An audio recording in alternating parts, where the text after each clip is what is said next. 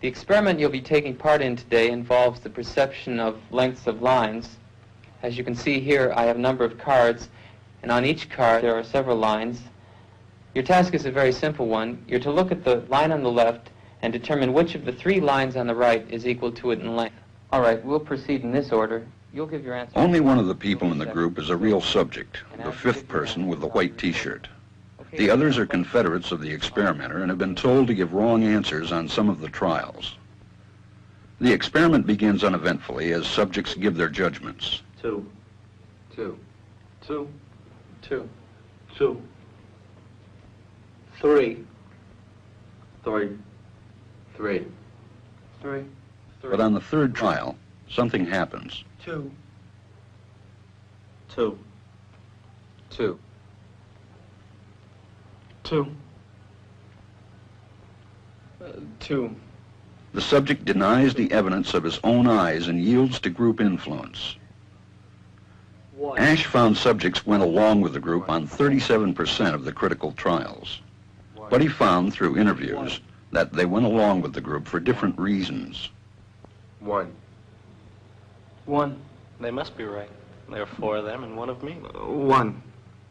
This subject's yielding is based on a distortion of his judgment. He genuinely believes that the group is correct. 1. 1. 1. 2. 1. 2.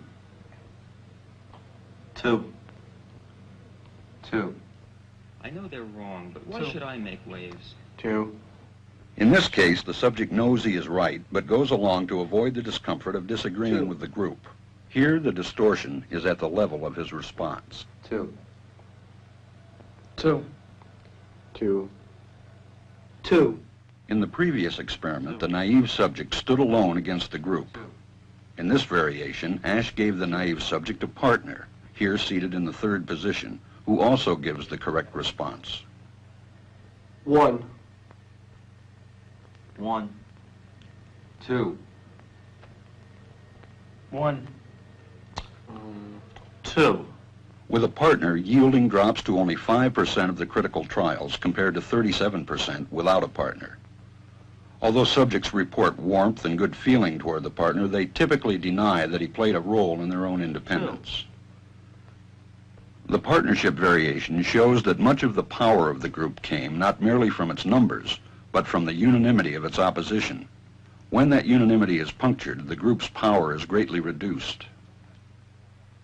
Sometimes we go along with the group because what they say convinces us they are right. This is called informational conformity. But sometimes we conform because we are apprehensive that the group will disapprove if we are deviant. This is called normative conformity. The strength of the normative factor is shown in another variation carried out by Asch. In this variation, the subject is told that because he had arrived late, he would have to write his answers. Subjects in this private response experiment are exposed to the same amount of misleading information as other subjects, but they are immune from any possible criticism by the group. 1. 1. 1. And this enormously reduces the pressure to conform. Conformity drops by 2/3. Asch's experiment is a classic. It reveals how people will deny what they see and submit to group pressure. It allows us not only to observe conformity, but to study the conditions that increase or reduce its occurrence.